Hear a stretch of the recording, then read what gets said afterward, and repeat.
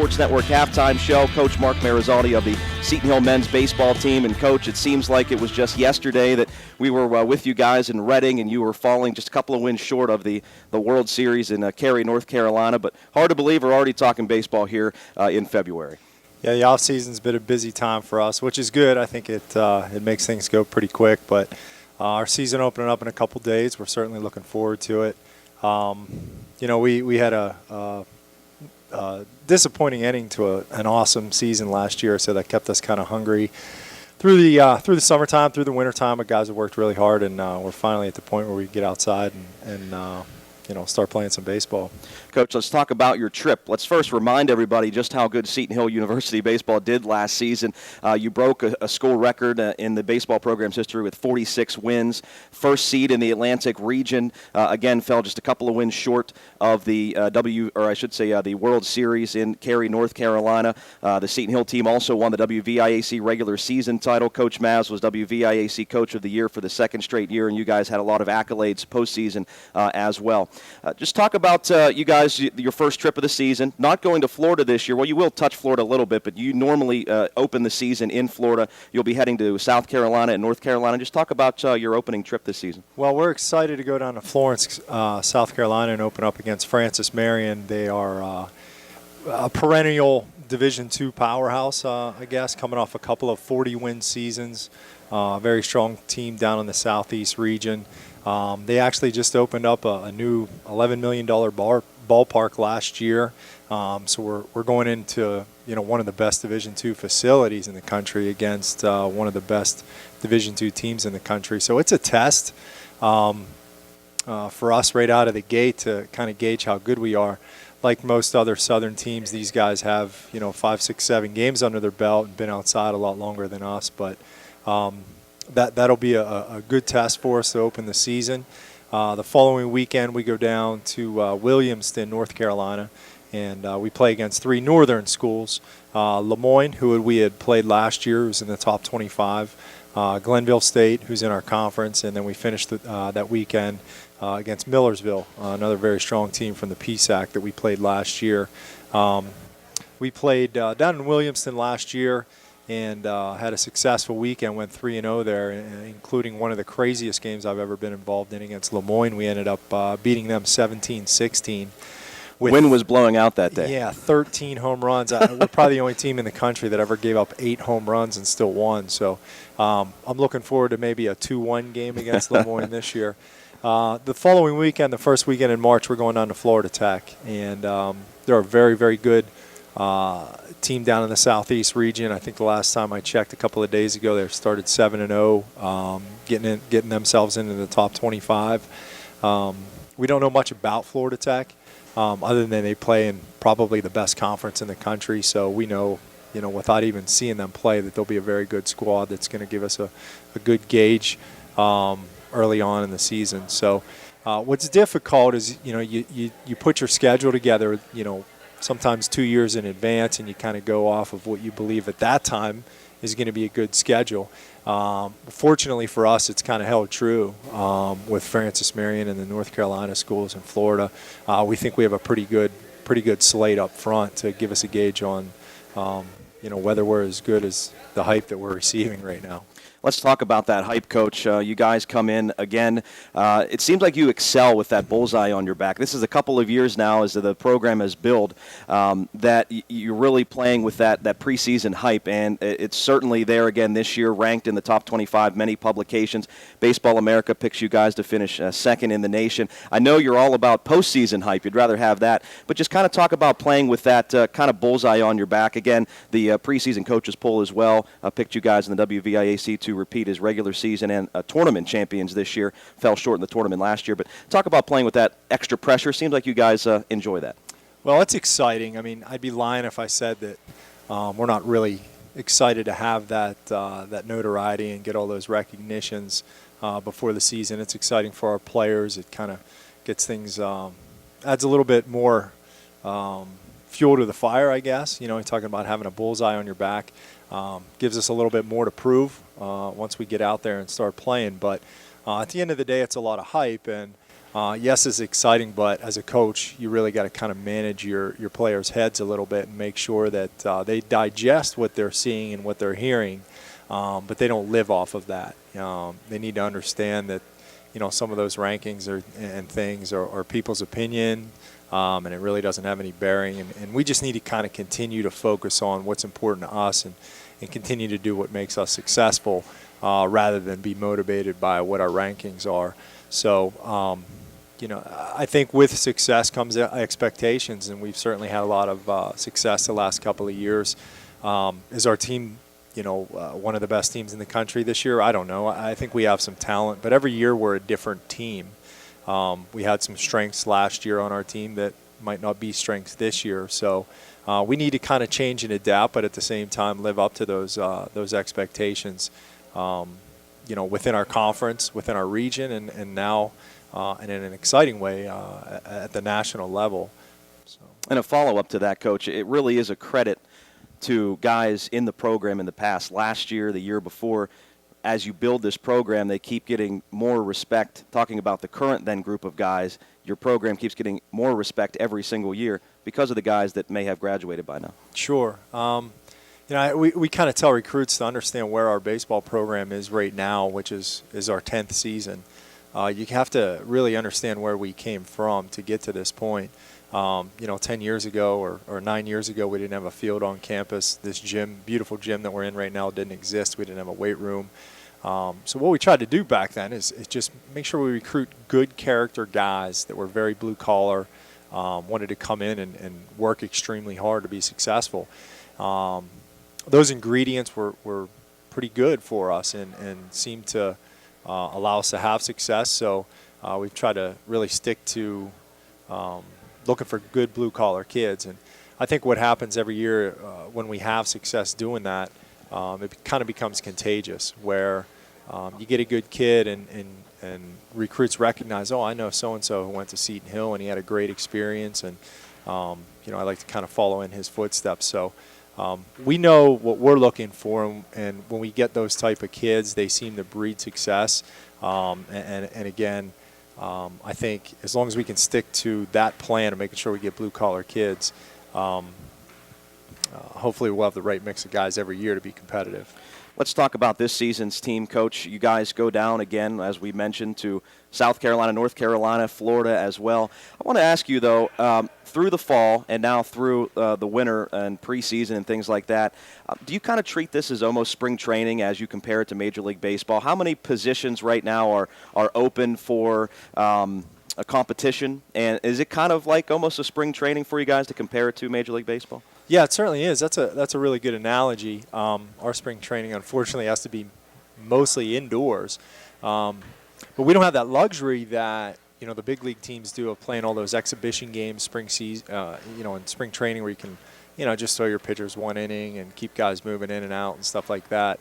Our season starts Saturday, and from pitch number one, we're trying to go out and win every baseball game possible. So you have to have a really good idea, what your lineup's going to be, or at least who your main guys are going to be going into that first game. If you take the first, 10, 15 games of the year to just play everybody and figure things out, before you know it, you can find yourself in a hole pretty quick. So we want to have that mindset that even though these are non-conference games, when we step on the field, every game is one that we're going to go after with our best guys. So you have to be creative at this point. How do you know who your guys are going to be without getting out there and playing? Well, we try to create some live situations. Our pitchers have been facing live hitters in our batting cages here for about 3 or 4 weeks, and they're up to 60 or 70 pitches. So that gives us a good idea, not just with our pitchers, but also our hitters, to see who's able to square up some of our better arms. We've been fortunate to get outside a little bit, out on our field to get some defensive work in, but most of it has come inside in the gym. So, you try to focus on fundamentals. You don't have the 90-foot bases and the 300-foot, dimensions to train in right now. So you try to just really break things down into good fundamentals. You hope that carries over. You step out on the field this weekend for the first time. We might overthrow a cutoff guy here or there. Those things that happen on a bigger scale. But we're hoping that our fundamentals in terms of fielding the baseball, throwing strikes, getting bunts down, stuff like that. We're hoping those will be there because that's what we've been working on the last month. Let's talk about positions specifically, Coach. I know talking with you that I don't want to say all positions except for a couple of them are locked down because you never know because of an injury or because of play. But when you look at your team right now, I guess you kind of look at first base, catcher, and an outfield spot possibly, and then the bullpen as well, which you guys actually lost a lot in graduation there. I do want to ask you about that as well. But just talk about the competitions at those positions specifically. And I also know Nick Sell at third base going to miss some time. I know that he was penciled in as your starter there. What are you going to do at the third base position? Well, right now we have a couple of guys that are in the mix there that could play that position. One of them is a freshman, Jesse Cooper. He's kind of a very athletic infielder for us, played shortstop in high school at Bishop McCourt. Is athletic enough to handle that job at third base, so he'll get some time over there.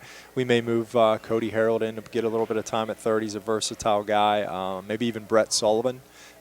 Very valuable guy on the mound for us, but he's another good athlete that can kind of get the job done in the infield. But a healthy Nick Sell, more than likely, is going to be our starting third baseman. The thing about Nick that most people don't know is he is a very good defensive player. Didn't have that opportunity last year because he was a DH, but on just about any other team he would have started in the infield. I think Sell will probably be out for at least another 2 weeks, which will leave a hole in our lineup a little bit, but also creates great opportunities for some other guys to kind of step up. The first base job, Brad Comport, he's a senior. He's probably the leader in the clubhouse right now. With Jeff Simon, another senior behind him. We have a lot of upperclassmen on the team this year that are great kids and have worked their tails off, but really haven't had a lot of opportunities. And 2013 is their time. The time is now. The catching spot, kind of a similar scenario. Mike Simon, who hasn't caught a whole lot for us, he's a senior. He's probably going to be our starter back there. So I just think these guys have earned these opportunities. And the thing about it is they may not have a lot of statistical success over the career, but they've been part of championships and they know what it takes to win. And that's where senior leadership and experience can really help you out. So we're going to be relying on those guys for that. Brendan Constantino, who played a great third base last year, will shift over to shortstop. Probably the best athlete on our team. We expect him to have a pretty special year at shortstop. Pat McCarthy, returning starter at second base. And Harold and Sell and Cooper and Sullivan, those guys are pretty flexible. So we got some depth in the infield. When you look at our outfield situation, a big loss for us was Josh Logan, just from a leadership and defensive standpoint. But Jackson Boyd will most likely shift over to center field, and we're very excited to have Ryan Hayden back in the outfield as well. He missed last year with an injury, but he covers a ton of ground out there. Cody Harold, if he's not working in the infield, probably has a chance to see some time in the outfield for us as well as a returning starter. And then the third spot is kind of up for grabs, but we're really excited about the competition that's been created in the outfield. Danny Avenatti, another guy, upperclassman, junior, not a lot of experience, but has worked his tail off and has been part of championships and knows what it takes to win. He's ready to go. And Brandon Josie, one of our junior college transfers, has swung a really good bat in the last month. Another guy who's been a perfect fit for our program, has a great mindset. He'll be a guy that will be in the mix for us out there too. A couple of other guys, Matt Malakane, he's a freshman. His bat might see some time in the lineup. So we've got a lot of options out there in the outfield and in the infield too. And even I failed to mention the depth that we have to catching spot as well. Mike Sima is there, but Josh Forbes returns as our backup. He's got some great experience, especially in the postseason. We picked up a versatile guy in Chris Miller who can probably catch a little bit for us and play some first base, who swings a pretty big middle-of-the-order bat. So this is one of those seasons. Last year I went into the year having a pretty good idea. Here's our starting nine. It's probably not going to change a whole lot. And 2 weeks into the year, we're starting 3 freshmen, which we never expected. And this year, there's a lot more uncertainties. Not in a bad way. Good There's way. a lot of Yeah. options. Good competition. Sure. So we really don't know what our lineup's going to be, but we're going to give a lot of guys a lot of chances. So when you look at Seton Hill, I mean, it starts with pitching. Alex Haynes, obviously, most people know about the accolades that he receives preseason and postseason. I know Baseball America had him as the #1 Major League Baseball draft prospect in Division II. One could argue that Brad Schnelly was your most consistent pitcher last year, and Brett Sullivan, that win against Mercyhurst in the region, that might have been his best performance of the year when you guys had your backs up against the wall. Just a great performance by him and a memorable one. Talk about your starting rotation, and then, again, your bullpen coach, where you're going to have some new faces this year. Well, I think one advantage for us is our starting rotation. Our top 3 guys, what's special about them, our junior, sophomore, what's special about them is they were our top 3 guys as sophomore, freshman. And there's not too many teams, I think, that can have the opportunity to bring back their top 3 guys, 2 years in a row. And they're all very different. Alex being a big, hard-throwing lefty, and, Brad's more of a big right-handed spot guy. And then you got Sullivan, who just has great ball command and is able to pitch the contact. So, we're excited about having those guys set up on the weekend. The excitement around Alex Haynes has been overwhelming.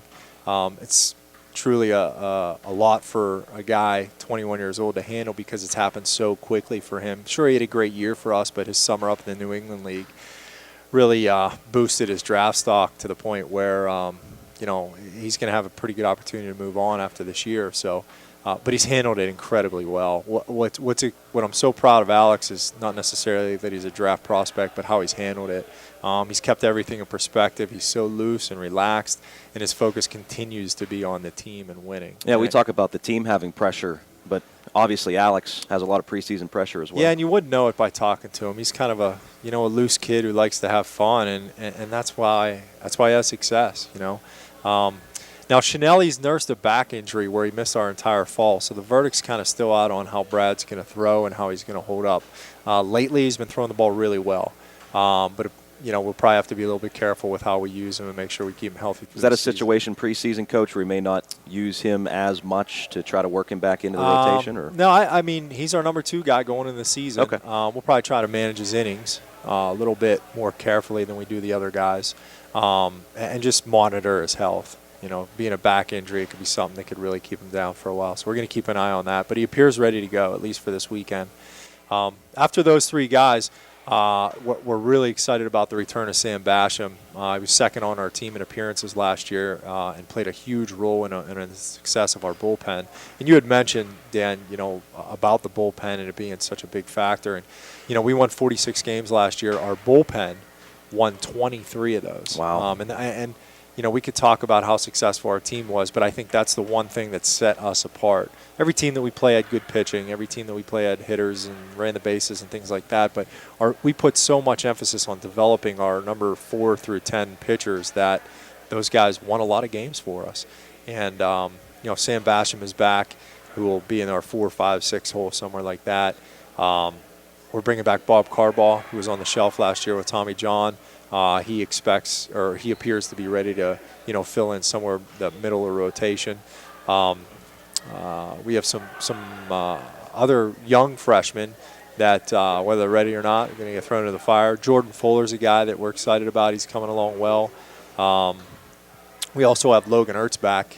He's a redshirt freshman for us. He was down last year with an injury. He's a guy that'll be kind of a swing guy for us, both starter and reliever out of the bullpen. So we have some options, some other young arms that are going to be brought along pretty quick, baptism by fire, I guess. Fire, yeah.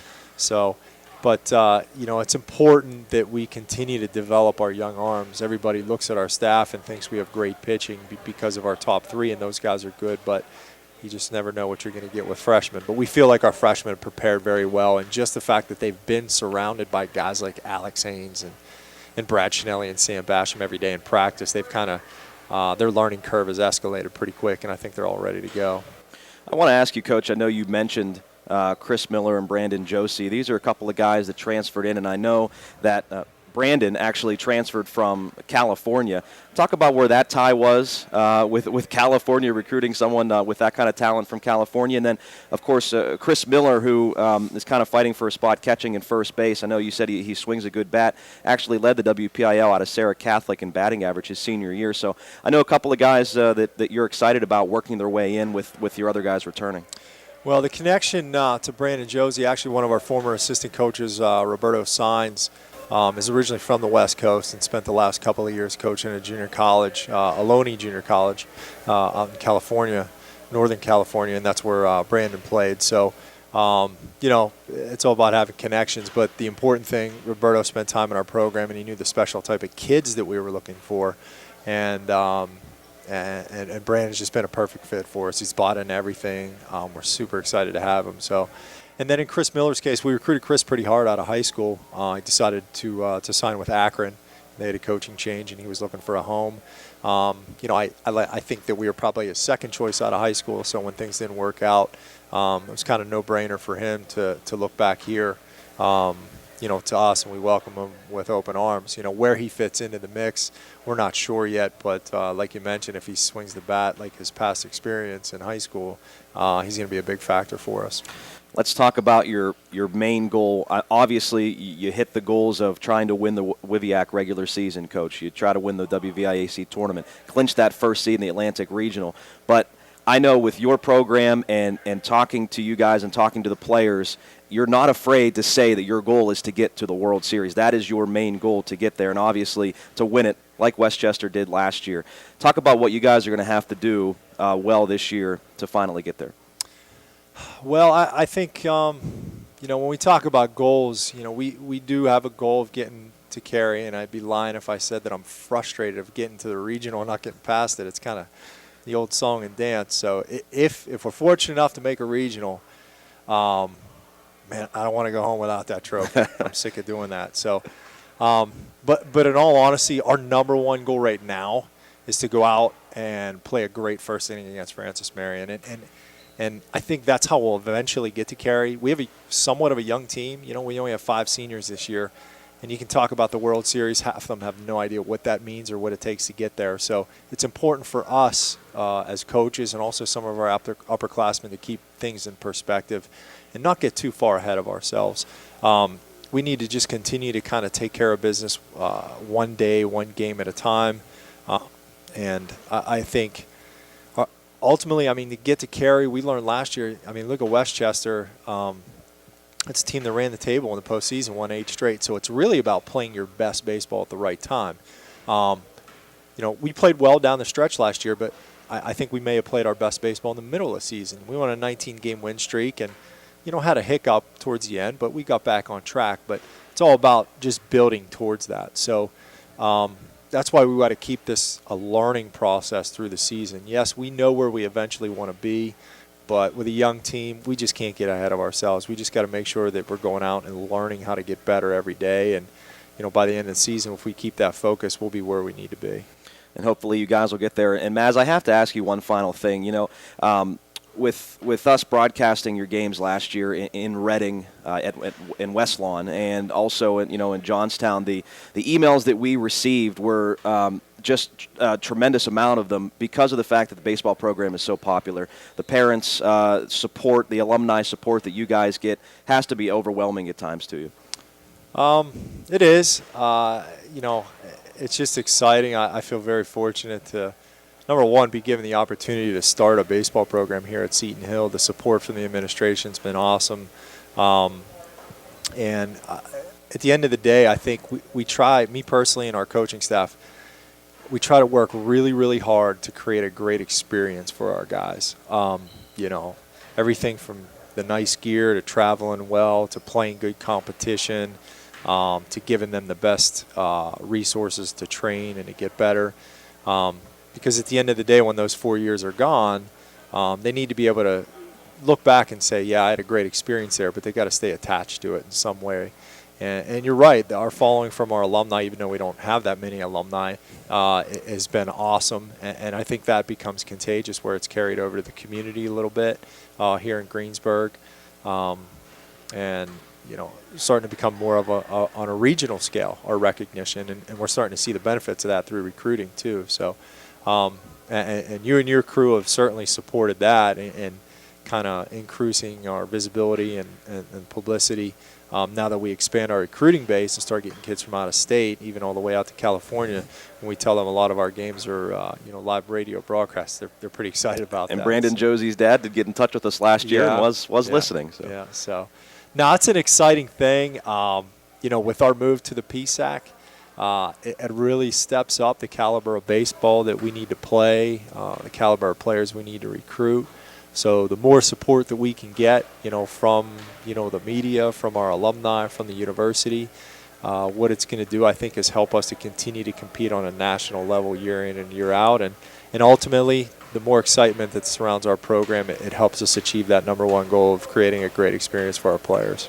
Well, the most important thing as far as media goes, we will be broadcasting Seton Hill University baseball here on the Westmoreland Sports Network this season. We're going to try to broadcast your home opener, Coach. We'll see how the weather controls how that goes. But we're going to try to do that. Is that March 6th against Clarion? That's a PSAC game, which will be a mainstay next year, talking about opponents in the PSAC. But I want to obviously mention that first, but talk about how people can follow you guys on Game Changer and Twitter and things like that, too. Yeah, Game Changer is something we got into a couple of years ago for our own internal benefit to help with some of our statistical analysis.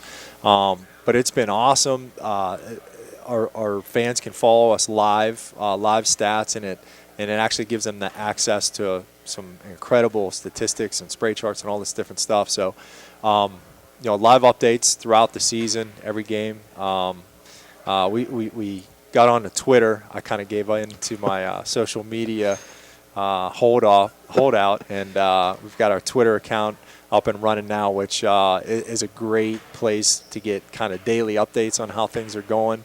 And then obviously what you're doing here, and Jason Green with our website. We got a new and improved website that's done great things in terms of video capability and doing some other things. So I think by now people know where to find us, and Game Changer is a great thing. I know you'll only be doing some of the broadcasts, but 50 games on the schedule, and we'll have live stats for all 50 of them this year.